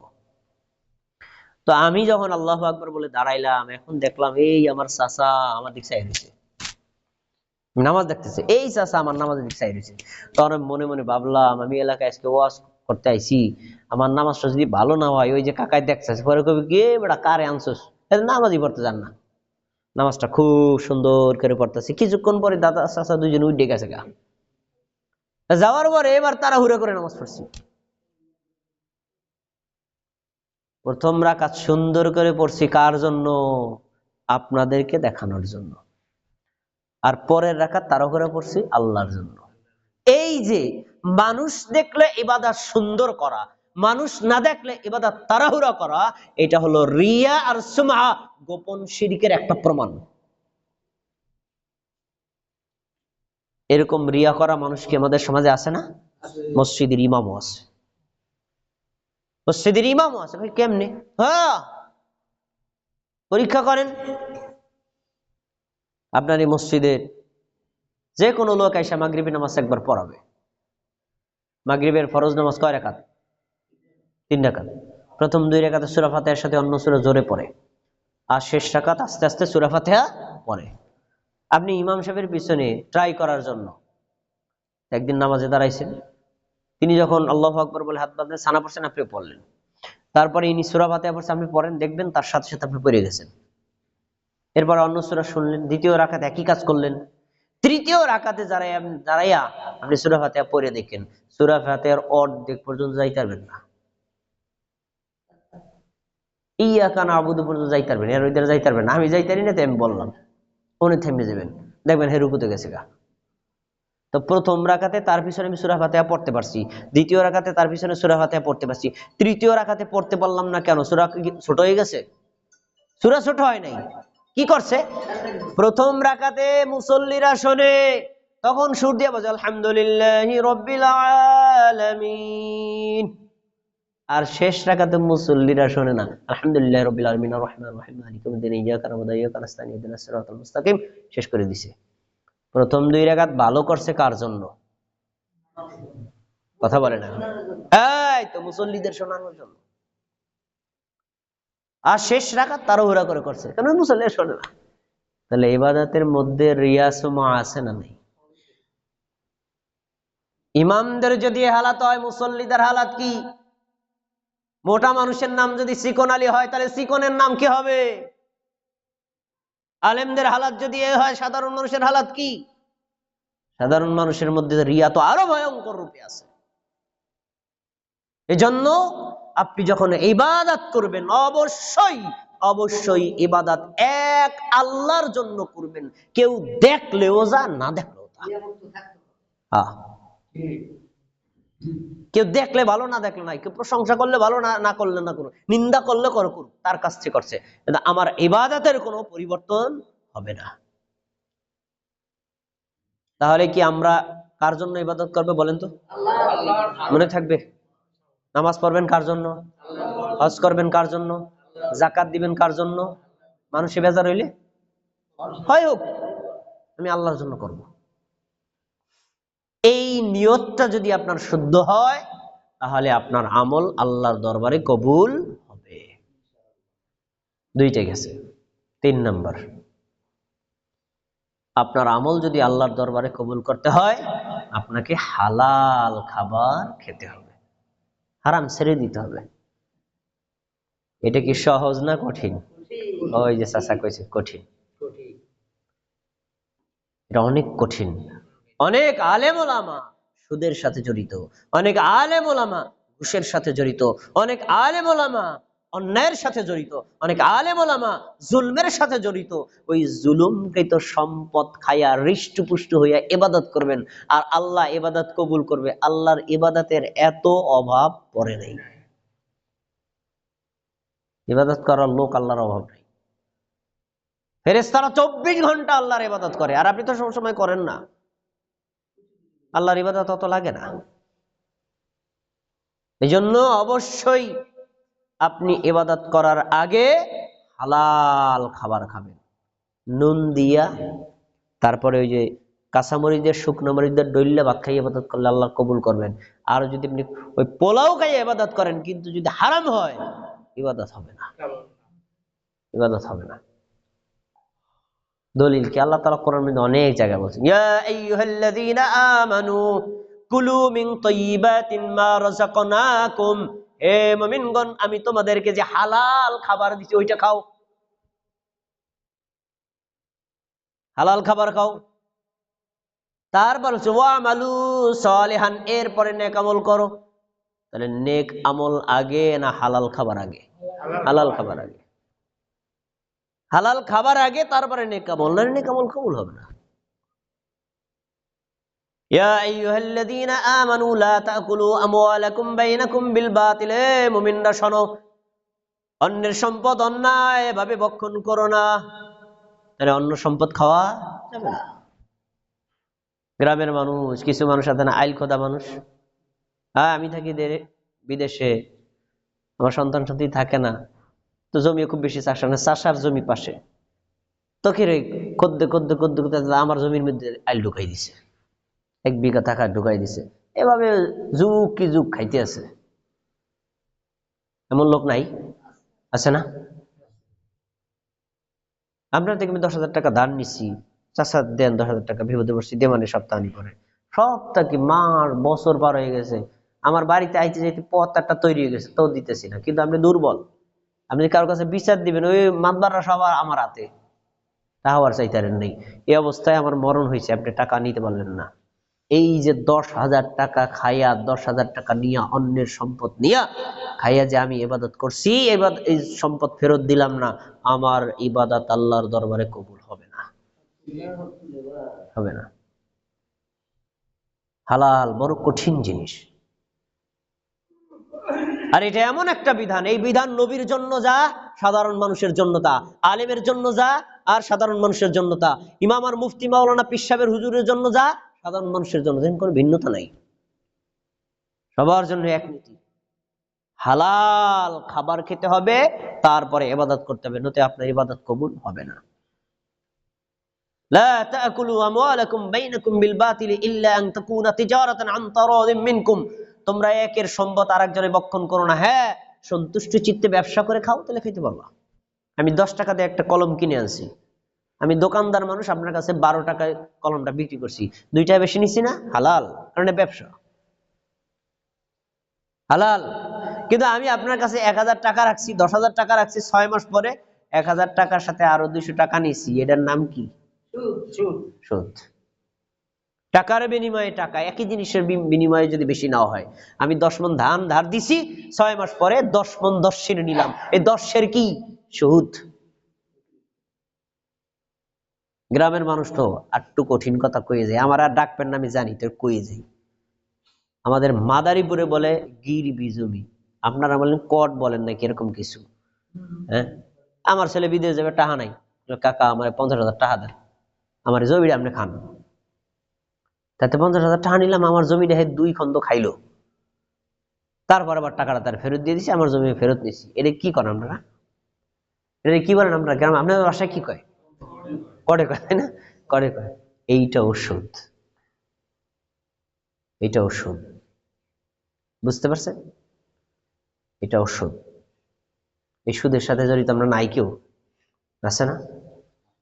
তাহলে ভয়ঙ্কর কথা, এই সুদের সাথে, ঘুষের সাথে, অন্যায় কর্মের সাথে, অন্যের জুলুমের সাথে যারা জড়িত আছে, তারা ইবাদত যত সুন্দর করে করুক, আল্লাহর দরবারে কবুল হবে না, হবে না। তার একটা দৃষ্টান্ত, কঠিন দৃষ্টান্ত দিয়েছেন আমাদের নবী। নবী সাল্লাল্লাহু আলাইহি ওয়াসাল্লাম বলছেন, ইয়া আইয়ুহান নাস, হে মানুষেরা, ইন্নাল্লাহা তাইয়্যিব, আল্লাহ পবিত্র, লা ইয়াকবালু ইল্লা তাইয়্যিবা, আল্লাহ পবিত্র ব্যতীত অপবিত্র কবুল করে না। আল্লাহ তাআলা পবিত্র ব্যতীত অপবিত্র কোন জিনিস গ্রহণ করেন না। তারপরে বলছেন, ইন্নাল্লাহা আমারাল মুমিনিনা কামা আমারা বিহিল মুরসালিন, নিশ্চয়ই আল্লাহ নবী রাসূলদেরকে যে আদেশ করছে, মুমিনদেরকে একই আদেশ করছে। নবীদেরকে কি আদেশ করছে? ইয়া আইয়ুহার রাসূল, হে রাসূলগণ, কুলু মিন তাইয়্যিবাতিন মা রাযাকনাকুম, আমি তোমাদেরকে যে রিজিক দিছি এর মধ্যে হালাল রিজিকটা খাও, হারামটা খাইও না। একই কথা মুমিনদের বলছে, ইয়া আইয়ুহাল্লাযীনা আমানু কুলু মিন তাইয়্যিবাতিন ওয়া আমালু সালিহান, এ মুমিন, আগে হালাল খাবার খাও, তারপরে নেক আমল করো। তাহলে নবীদেরকে আল্লাহ যা বলছে একই কথা উম্মতদেরকে বলছে, একই হালাল খাবার খাও, তারপরে ইবাদত করো। আচ্ছা, তারপরে তিনি বলছেন, শোনো, হালাল খাবার খেয়ে যদি ইবাদত না করে তাহলে তার ফলাফল কি হয়? আমাদের নবী একজন ব্যক্তির উদাহরণ দিচ্ছেন ওই হাদিসের শেষে। সুম্মা যাকারার রাজুলা ইউতিলুস সাফার, অতঃপর আমাদের নবী একজন ব্যক্তির কথা উল্লেখ করলেন, সে দীর্ঘদিন পর্যন্ত সফর করেছে। যে সফর করে তাকে কি বলা হয়? মুসাফির। আর আরেকটা হাদিসে আছে, মুসাফির ব্যক্তি আল্লাহর দরবারে দোয়া করলে দোয়া কবুল হয়। তার মানে লোকটা মুস্তাজাবুদ দাওয়া, দোয়া কবুল হওয়া ব্যক্তি। এই মুসাফির লোকটা হাঁটতে হাঁটতে সরাসরি বাইতুল্লাহ কাবা ঘরে পৌঁছে গেছে। কাবা ঘরকে সামনে রেখে দুই হাত উত্তোলন করে বলছেন, ইয়া রব, ইয়া রব, হে আল্লাহ, আপনি আমার এই দোয়া কবুল করেন, এই দোয়া কবুল করেন, এই দোয়া কবুল করেন। কাবা ঘরে যেয়ে দোয়া করতেছে, মুসাফির ব্যক্তি দোয়া করতেছে, আল্লাহর কাছে দোয়া করতেছে, একদম বাইতুল্লাহকে সামনে রেখে দোয়া করতেছে। দোয়া কবুল হবে না? হবে না। ওই যে চাচাকে হবে না। কেন হবে না? কারণ বলছে, কারণ কি? মাতামাহু হারামুন মাশরাবুহু হারামুন ওয়া মালবাসুহু বিহারামিন ওয়া গুযিয়া বিল হারাম। কারণ কি? তার পোশাকটা হারাম, তার খাবারটা হারাম, তার পানীয়টা হারাম, তার রক্ত তৈরি হয়েছে হারাম খাইয়া। সে বাইতুল্লাহ গিয়ে ইবাদত করলেও কবুল হবে না। বাইতুল্লাহ গেছে, লাভ হলো কি? মুসাফির হয়েছে, লাভ হয়েছে কি? তার পোশাকটা হারাম, সুদে ঘুষে মিথ্যা কথায় অন্যের সম্পদ দিয়ে পোশাক তৈরি করে বানাইছে, অন্যের সম্পদ খাইয়া তারপরে সেই সম্পদ দিয়ে হৃষ্টপুষ্ট হইয়া ইবাদত করছে, ইবাদত হবে না কবুল। খুবই কঠিন কথা। তাই আমরা কি চাই না আমাদের ইবাদত কবুল হোক? চাই না? তাহলে অবশ্যই অন্যের সম্পদ গ্রহণ করা যাবে না। অন্যের সম্পদ নিয়ে থাকলে ফেরত দিয়ে দিতে হবে, কোনোভাবেই অন্যের সম্পদ রাখা যাবে না। আমাদের সমাজে একটা টেন্ডেন্সি আছে, আমি বলি এটা ট্রেডিশনাল সিস্টেম। ট্রেডিশনাল সিস্টেম কি? এই এলাকা ধর আমার বাপ মারা গেছে, তা আপনারা সবাই জানা যাইছেন, হুজুর কিছু বয়ান করলো, তারপরে আপনার তার যে মারা গেছে তার ওয়ারিসের পক্ষ থেকে কথা বলবেন, না আমারে দিচ্ছেন, দেখবেন সবাই একই কথা কয়, আমার বাপ মা ভুল করলে মাফ করে দিয়েন, কেন সম্পদ পাইলে আমার কাছে আইসেন দিয়ে, মানে না পাইলে আপনার, আর আমার আব্বা পাইলে ফেরত দিন। এই কথাটা বলে না? কমন বলে না? সবাই বলে, এটা বলে, কিন্তু বাস্তবায়ন করে কয়জনে? যাই আপনি যাই টাকা চান, তোর বাবার কাছে 50,000 টাকা পাই, হ্যাঁ বাপের তো বুঝলাম এত টাকা আমি পাম করি, এখন প্রমাণ আসেনি, অস্বীকার করে দেয় না, এমন অনেক বলে। তো অন্যের সম্পদ খাই আপনি যে মারা গেলেন, তার এই দাবিটা যদি সত্য হয়, আপনার জন্য আল্লাহ জান্নাতকে স্থগিত করে রাখবেন। নবী সাল্লাল্লাহু আলাইহি ওয়াসাল্লাম একটা জানাজা গেছে, জানাজা যাওয়ার পরে জিজ্ঞেস করছে, তোমাদের ভাই মারা গেছে, তার কোনো ঋণ আছে? আছে। ঋণ পরিশোধ করার সম্পদ আছে? আছে। তার দাও, ঋণ দিয়ে দাও। নবী সাল্লাম জানাজা পড়াইছে। আর একটা লোক মারা গেছে, জানাজা গেছে, তোমাদের ভাইয়ের কোনো ঋণ আছে? আছে। ঋণ পরিশোধ করার সম্পদ আছে? নাই। তোমরা তোমাদের ভাইয়ের জানাজা পড়ো, মুই রওনা দিলাম বাইতে। বুঝছেন? নবী কি উম্মতকে ভালোবাসতেন না? তার নিজের সাহাবী মারা গেছে না, সে চায় না জান্নাতে যাক, তো জানাজা পড়ায় না কে? সারা পৃথিবীর মানুষকে শিক্ষা দিতে, যে ব্যক্তি আল্লামাতুদ্দাহার হোক না কেন, সে যদি অন্যের সম্পদ খায় মারা যায়, আমি নবীও তার সুপারিশ করবো না, ও জাহান্নামে যাবে, আমি তার জানাজাও পড়বো না, যাবে না। অন্যের সম্পদ খায় সব কে? কত বড় কঠিন কথা, নবী তার জানাজাই পড়তে জানাই। এক সাহাবী বলছে, আল্লাহ রাসূল, আপনার মতো লোক যদি ফেরত যায় তোর পরিণতি কি? আমি তার সম্পদে যত ঋণ আছে আমি নিজে দেবো, তারপর জানাজাটা আপনি পড়ান, আমি দেবো। তারপর বলছে, আচ্ছা ঠিক আছে, তুমি দায়িত্ব নিচ্ছ? হ্যাঁ ঠিক আছে, আমি জানাজা পড়াইলাম। আমাদের সমাজের কোনো মানুষ নাই আপনার ঋণ নিবে, এইরকম বোকা মানুষ কেউ না। নবীর জামানায় সাহাবীরা চাইতেন সবাই জান্নাতে যাবে। আপনার 50,000 টাকা একজনে পাইবে, তারপরে যদি বলে যে আমি 50,000 টাকা পাই, কে দায়িত্ব নিবে? না চারটা হে বুঝুক যে নিজের সন্তানই নেন, আরেকজন নিবে কি? তা আপনার হালাত হবে কি? অন্যের সম্পদ খেয়ে আপনি যে মারা যাচ্ছেন, আপনার অবস্থাটা হবে কি আপনি চিন্তা করেন। কিছুদিন আগে আমি এক জানাজা পড়াইছি, জানাজা পড়াই আসলাম, পরে এক লোক আমার ফোন দিছে, কি ভাই, যে লোকের জানাজা আপনি পড়াইছেন না, ওই লোকের জানাজা আমি যাইতাম, কিন্তু যাই নাই কে? সে আমি পানের দোকান করি, পানের দোকানে সে পান বাকি খাইছে, খাইতে খাইতে প্রায় 20 থেকে 30,000 টাকা গেছে। একটা হাত দিতে কই দেন, দে মানে বেড়া, দে মানে বেড়া বেড়া কই পার করেন, দেয় আর না। হ্যাঁ, বহুত দিন দেয় না। এলিগে আমি রাগের ঠালায় জানা যায় যাইনি, হইতে পারে এরকম কিছু, যাইনি। বুঝতে পারছেন? এখন এই লোক যদি সত্যই পায়, মিথ্যা হইলে আল্লাহ ভালো জানে, যদি সত্যই পায় এই লোকের হালাতটা কি বুঝেন? যদি সত্যই পায় তাহলে তার অবস্থা কি? একটা হাদিস শোনেন, নবী সাল্লাল্লাহু আলাইহি ওয়াসাল্লাম বলছেন, মান আখাযা শিবরাম মিনাল আরদি যুলমান ইউতাওয়াক্কিহু ইয়াউমাল কিয়ামাতি আলা সাব'i আরদিন, কেউ যদি কারো 1 বিঘা জমি জুলুম করে খায়, এই 1 বিঘা জমি খাওয়ার কারণে আল্লাহ তাআলা কিয়ামতের দিন 7 আসমান 7 জমিন একসাথে বেড়ি পড়াইয়া তার গলায় দিবে। তোর জমি লাগবে কত নে? এটা একটা শাস্তি, জাহান্নামে এটা একটা শাস্তি। অন্যের জমি খাইছত কা? তুই জানোস বেড়াই সম্পদটা তোর না, তুই তারা ফেরত দিলি না, ও তোর ক্ষমতা আছে তাই নে, আজকে তোর ক্ষমতা দেখতেছে আমি, একার 7 জমিন একসাথে তোর গলায় দিলাম, কত জমিন লাগবে নে। এটা একটা শাস্তি। আরেকটা হাদিস আরো কঠিন, নবী সাল্লাল্লাহু আলাইহি ওয়াসাল্লাম বলছেন, কেউ যদি মিথ্যা শপথ করে অন্যায়ভাবে 1 বিঘা জমি গ্রহণ করে, আল্লাহ তাআলা তাকে কিয়ামতের দিন 7 জমিনের নিচে ধসায় দিবেন। মানে এই যে মাটিতে আমি ডাবতে শুরু করলাম না, ডাবতে ডাবতে 7 জমির নিচে চলে যাবে। কেন? তুই অন্যের জমি জোর করে খাইছস। কি লিয়ে খালি কর? এরকম জুলুম করা মানুষ তালতলা এলাকায় নাই, সব জায়গাতে আছে। হজ করে আসছে হাজী সাহেব মানুষ, হাতে তসবিহ লইয়া রাস্তায় রাস্তায় ঘুরে, ঘুরতে পারে, অন্যের সম্পদ ফেরত না দেওয়া পর্যন্ত ইবাদত কবুল হবে না। পূর্ববর্তী সাহাবীদের, পূর্ববর্তী উম্মতদের একটা ঘটনা আমাদের নবী বলছেন। এক লোক তার জমিতে কাজ করার জন্য কিছু বদলা নিছে, তো বদলা শেষ করার পরে আমরা কি তার টাকা দিয়ে দিই না? তো ওই লোকটার টাকা দিয়ে দিবে, কিন্তু ওই লোকটা না বলে চলে গেছে, না বলে চলে গেছিল। পরে ওই উদাহরণ হিসেবে বোঝানোর জন্য বলছে, মনে করেন হয়তো 5,000 টাকা, তো উনি ওনার 5,000 টাকা দিতে চাইছে, কিন্তু লোকটা নাই, চলে গেছে। পরে ওই 5,000 টাকা দিয়ে কিন্তু গরু ছাগল কিনছে, কিনা নিজের বাসায় প্রতিপালন করতেছে, লোকটার পাইনি দিম করে প্রতিপালন করতেছে। এই ধরেন 5-6 বছর পর এই লোকটা আছে, এই আল্লাহর বান্দা, আল্লাহরে ভয় করো, তোমার কাছে আমি কিছু টাকা পাই, ফেরত দাও। তো লোকটা বলছে, জমিতে যান, উনি গরু ছাগল যে কটা দেখেন না সব আপনার লয়ে যান। বেড়ায় হাসে, তুমি কি মোল্লাকে ফাইজলামি করো? আমি আইছি আমার বদলার টাকা নি, তুমি গরু ছাগল তো করবো কি? আর গরু ছাগল দিয়ে অনেক টাকার দাম।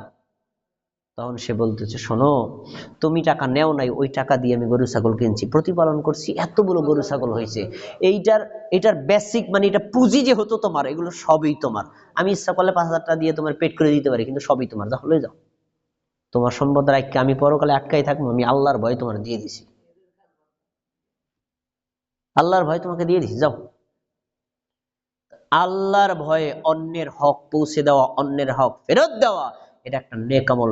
এই লোকটাই আবার একদিন বিপদে পড়ছে, একটা পাহাড়ের মধ্যে গিয়ে গুহায় আটকে গেছে, তখন আল্লাহর কাছে দোয়া করছে, আল্লাহ আপনি যদি জানেন ওই লোকটার সম্পদগুলো শুধু আপনার খুশির জন্য, আপনার ভয়ে আমি ফেরত দিছি, আজকে বিপদে পড়ছি, আমাদেরকে বাঁচান। আল্লাহ গায়েব থেকে সেই পাথরটাকে সরাইয়া দিয়েছে। বুঝতে কি পারছেন? আমরা তো নামাজ রে ইবাদত মনে করি, রোজা রে ইবাদত মনে করি, হজ রে ইবাদত মনে করি, কিন্তু অন্যের হক ফেরত দেওয়াটাও একটা ইবাদত। অন্যের হক ফেরত দেওয়াটাও একটা ইবাদত। যদি আমরা এই অন্যের সম্পদ ফেরত না দেই, অন্যের সম্পদ খাইয়া হৃষ্টপুষ্ট হয়ে ইবাদত করি, আপনার কপালে দাগ হবে, কিন্তু পরকালে মাফ পাবেন না। তাহলে আমরা কি সিদ্ধান্ত নিলাম? হারাম খাবার খাবো না হালাল খাবার খাবো? পিছনে ভুল করছি, ভুল তো হতেই পারে, আল্লাহ মাফ করবেন। যাদের নাম মনে আছে, যাদের সম্পদের সংখ্যা মনে আছে, তাদের ফেরত দিয়ে দেব। মনে থাকবে না থাক, আল্লাহর কাছে তাওবা করব। আর ভবিষ্যতে কখনো অন্যের সম্পদ গ্রহণ করা যাবে না, চুরি করা যাবে না, ডাকাতি করা যাবে না, অন্যের সম্পদ জোর করে খাওয়া যাবে না। এগুলো হারাম উপায় উপার্জিত সম্পদ, এগুলো করলে আপনার ইবাদত আল্লাহর দরবারে কবুল হবে না। 4 নম্বর বিষয়, এখানে আজান কততে, জামাত কততে? সময় হয়ে গেছে, অল্প সময় কথা বলে ছেড়ে দিই। আপনারা বিরক্ত হয়েছেন চাচা?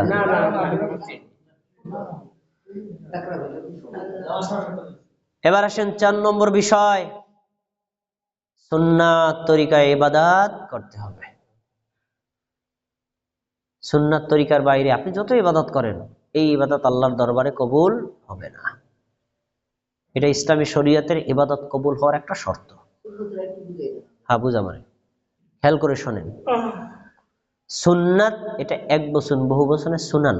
সুন্নাত মানে পদ্ধতি, রাস্তা, ইংরেজি বলা হয় প্রসেস, মেথড ইত্যাদি। মানে আমি নামাজ পড়বো, নামাজটা কেমনে পড়বো, এই কেমনে পড়বো এটা হলো সুন্নাত। আমি রোজা করবো, কেমনে করবো, এটা হলো সুন্নাত। আমি যাকাত দেবো, কিভাবে দেবো, এটা হলো সুন্নাত। মানে আমাদের নবী যেভাবে দিছেন আমিও দেব ওইভাবে, আমাদের নবী যেভাবে শিখাইছেন আমিও করব সেইভাবে, ওইভাবে। কোনো ঘুরানো ফেরানো যাবে না। তিনি আসছেন দুনিয়াতে ইবাদত দেখানোর জন্য, দেখো আমি কেমনে করি এমনি করো, ওইভাবে করলে হবে সুন্নাত। এর চেয়ে একটু বাড়ালে হবে বিদআত, কমাইলে হবে বিদআত। বাড়ানো কমানো যাবে না। আল্লাহ তাআলা বলছেন, ইয়া আইয়ুহাল্লাযীনা আমানু আতিউল্লাহ ওয়া আতিউর রাসূলা ওয়া লা তুবতিলু আমালাকুম, সূরা মুহাম্মাদের 33 নম্বর আয়াত। মুমিনগণ আল্লাহর আনুগত্য করো, রাসূলের আনুগত্য করো, তোমাদের আমলগুলো বাতিল করে দিও না। কেন বললেন এই কথা? তুমি আল্লাহর আনুগত্যের মাধ্যমে ইবাদত করবা, আল্লাহ কবুল করবেন। নবীর আনুগত্যের মাধ্যমে ইবাদত করবা, আল্লাহ কবুল করবেন। আর আল্লাহ এবং নবীর আনুগত্য মানে আল্লাহর নির্দেশও নাই, নবীর কোনো সুন্নাতও নাই, এই আমল আল্লাহর দরবারে কবুল হয়ে যাবে না, এই আমল বাতিল হয়ে যাবে। আরেকটা আয়াতে সূরা আলে ইমরানের 31 নম্বর আয়াতে আল্লাহ বলেন, কুল ইন কুনতুম তুহিব্বুনাল্লাহা ফাত্তাবিউনি ইউহিব্বুকুমুল্লাহ ওয়া ইয়াগফিরু লাকুম যুনুবাকুম আল্লাহু গফুরুর রহিম। তোমরা যদি বলো আল্লাহকে ভালোবাসো, আমরা আল্লাহকে ভালোবাসি না? আল্লাহকে ভালোবাসা ফরজ, এবং সর্বোচ্চ আল্লাহকে ভালোবাসা এটা ঈমানের পার্ট, ফরজ। তা তোমরা যদি আল্লাহকে ভালোবাসো না, ফাত্তাবিউনি, আমি নবীর অনুসরণ করো।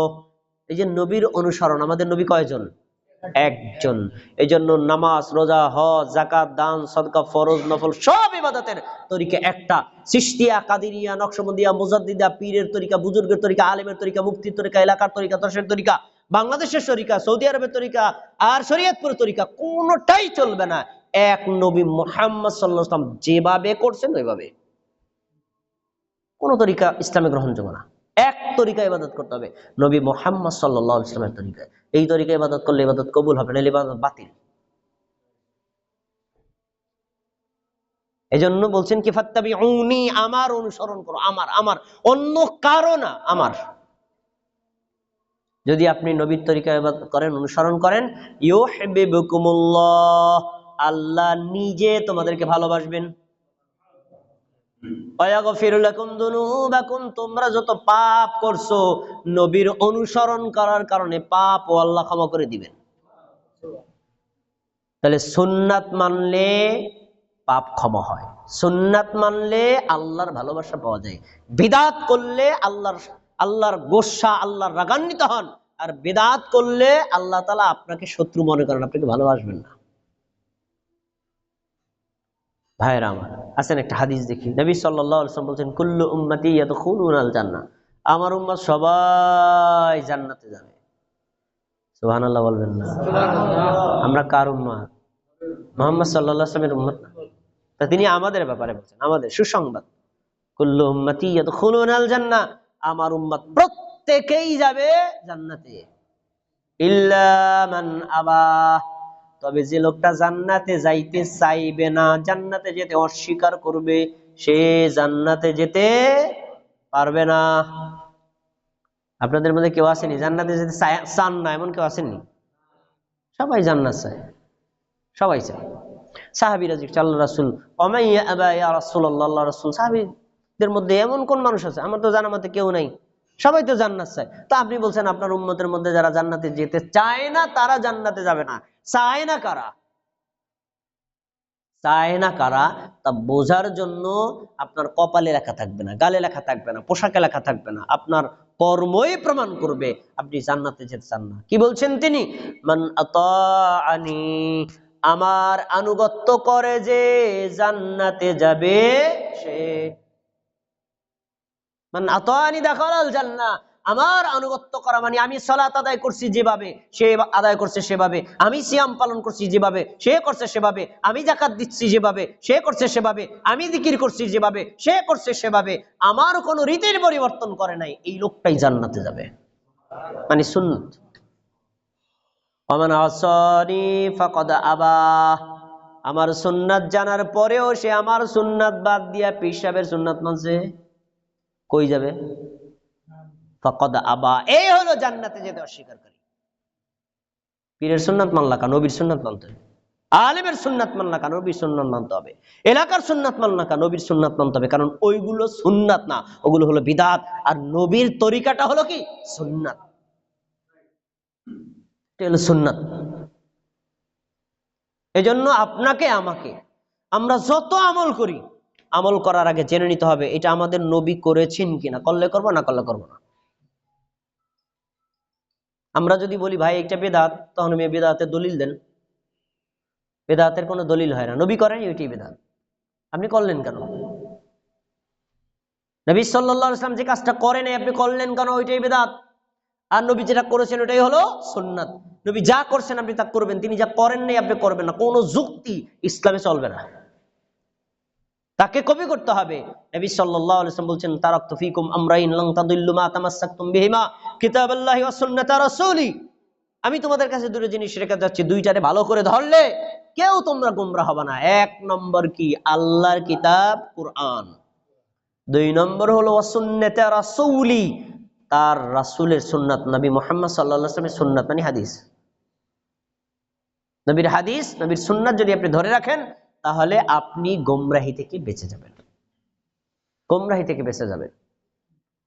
এজন্য আমরা আমল করার আগে জানবো এটা কি নবী সাল্লাল্লাহু আলাইহি ওয়াসাল্লামের সুন্নাত আছে, তিনি করছেন, তিনি করলে করবেন, নাই নাই, না করলে করবো না, আর কোনো কথা নেই, একদম সোজা হিসাব। আমাদের সমাজে বহু আমল নিয়ে বিতর্ক আছে, বিতর্কের সময় আপনি কোনো বিতর্কে না জিজ্ঞেস করবেন আমাদের নবী কি করছেন, হ্যাঁ করছেন, দলিল কি আছে, আমি করলাম। আর আমাদের নবী কি করছেন, না করেন নাই, কেরা করছে, হুজুররা করতেছে, হুজুর কথা আমি আমল করবো না। হুজুররা করলেই কি ইসলামী শরীয়তের অংশ হবে নি? নবী করে নাই, করবো না। বহু আমল তো আছে নবী সাল্লাল্লাহু আলাইহি ওয়াসাল্লাম করে নাই কিন্তু মানুষ করে, ওগুলোর নাম হলো কি? বিদআত। ওগুলো করা যাবে না, বিদআত সর্বতভাবে ত্যাগ করতে হবে। আমরা কি সুন্নাত অনুযায়ী আমল করতে রাজি আছি না? ইনশাআল্লাহ। নামাজ পড়বো কার মতো? আমাদের নবীর মতো। কার মতো বলেন? রোজা রাখবো কার মতো? হজ করবো কার মতো? যাকাত দিব কার মতো? নবী সাল্লাল্লাহু আলাইহি ওয়াসাল্লাম যেভাবে করছেন এইভাবে। রাসূল সাল্লাল্লাহু আলাইহি ওয়াসাল্লামের কাছে একজন সাহাবী বলছেন, আমরা সমবয়স্ক কিছু যুবক আমাদের নবীর কাছে আসলাম, তার নাম মালিক ইবনে হুয়াইরিস। তিনি এসে বলছেন আমাদের নবীর কাছে মসজিদে নববীতে আমরা 20 দিন থাকলাম। 20 দিন সকালবেলা আমাদেরকে জিজ্ঞেস করছে, এ মালিক, বাড়িতে কারে কারে রেখে আসছো? বলছে আমাদের বাবা আছে, মা আছে, ছেলে আছে, সন্তান আছে, পরিবার আছে, তাদেরকে রেখে আসছে। আর মেয়ে 20 দিন থাকলা, এখন একটু দয়া মায়া হয়েছে না পরিবারের প্রতি, যাও আজকে থেকে তোমাকে ছুটি, বাড়ি চলে যাও। যাওয়ার সময়, ছুটি দেওয়ার সময় 4টা কথা বলছেন, ইরজিউ ইলা আহলিকুম, তোমরা তোমাদের বাড়িতে ফিরে যাও। এরপরে বলছেন ফাকিমু ফীহিম, তোমরা তোমাদের পরিবারের মধ্যে সালাত কায়েম করো। তাহলে একা নামাজ পড়লে জান্নাতে যাওয়া যাবে? ছেলে মেয়ে স্ত্রী ভাই বোন তাদেরকেও নামাজের ব্যাপারে বলতে হবে, তাদের মধ্যে নামাজ কায়েম করো। তার বলছেন ওয়াল্লিমুহুম, তাদেরকে নামাজ শিক্ষা দাও। অমরুহুম, তাদের নামাজের নির্দেশ করো।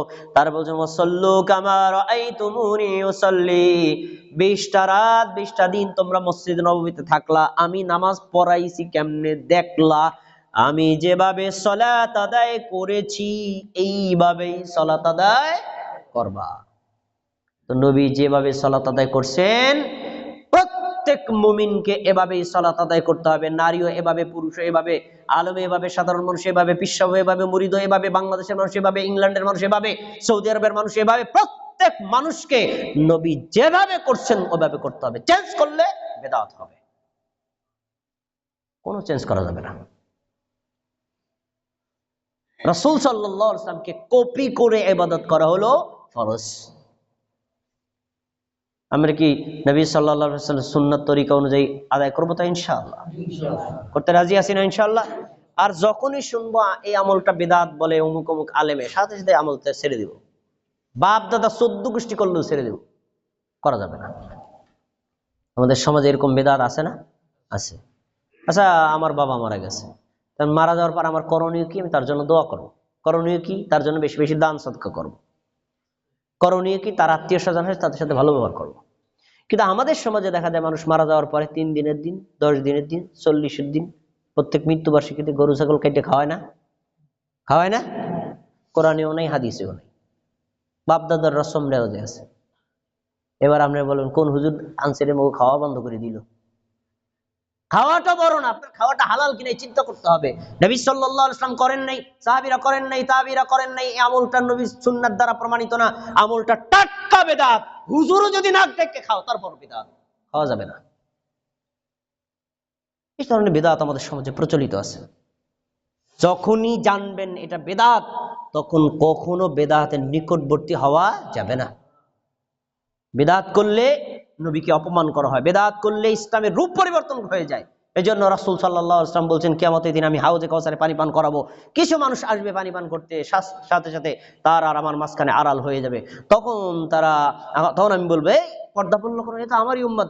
নবী সাল্লাল্লাহু আলাইহি ওয়াসাল্লাম বলছেন তখন আসমান থেকে আল্লাহ তাআলা, আরশ থেকে আল্লাহ আমাকে বলবেন ইন্নাকা লা তাদরি মান মা আহদাতু বাদাক, তুমি তো জানো না তারা ধর্মের মধ্যে কত নতুন নতুন বেদাত আবিষ্কার করেছে।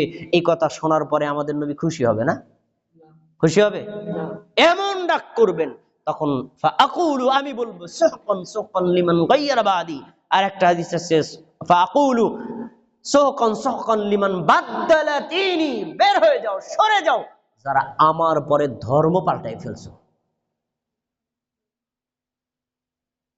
তাহলে বেদাত করলে ধর্মের রূপ চেঞ্জ হয়ে যায়। সুন্নাত কি? নবী যেখানে একা করছে আপনি একা করবেন, নবী যেখানে সম্মিলিতভাবে করছেন আপনি সম্মিলিতভাবে করবেন, নবী যেখানে হাত তুলে করছেন সেখানে আপনি হাত তুলে করবেন, যেখানে হাত তোলা ছাড়া করছেন সেখানে আপনি হাত তোলা ছাড়া করবেন। তিনি যেভাবে যিনি যেখানে শর্তযুক্তভাবে করছেন আপনি শর্তযুক্তভাবে করবেন, তিনি যদি শর্তমুক্তভাবে করে আপনি শর্তমুক্তভাবে করবেন, তিনি যেখানে যেভাবে যতটুকু সেখানে আপনি তখনও ততটুকুই করবেন, কোনো পাল্টাতে পারবেন না। পাল্টালেই বেদাত হবে। তো আমাদের সমাজে কিছু মানুষ কিয়াস আবিষ্কার করে, কিয়াস দিয়ে ধর্ম পাল্টায়, রূপ পাল্টায়। কোরআন হাদিসে নাই, কিয়াসে তো আছে। কিয়াস দিয়ে কি নতুন ইবাদত আবিষ্কার করতে বলা হয়েছে নাকি? কিয়াস দিয়ে নতুন ধর্ম আবিষ্কার করা যাবে না, কোন তরিকা আবিষ্কার করা যাবে হবে না।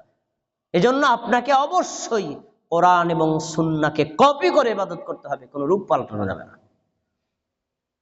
এজন্য সর্বতোভাবে আমরা বেদাতকে পরিত্যাগ করব, সুন্নাত অনুযায়ী আমল করব। আজকে কয়টা কথা বলছি? 4টা। 1 নম্বরে বলেন সবাই ঈমান থাকা, বলেন সবাই, বলেন ঈমান, ঈমান থাকা, বলেন ঈমান। 2 নম্বরে এক আল্লাহর জন্য ইবাদত করা।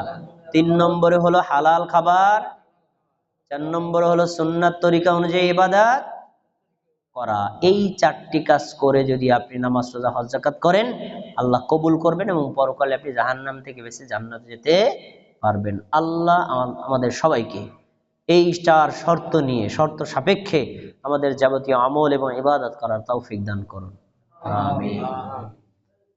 আজকে আমরা যতক্ষণ কথাগুলো বলেছি, অনেক কথা কঠিন, কষ্ট পাইছে অনেকে, না? অনেক কথা কঠিন।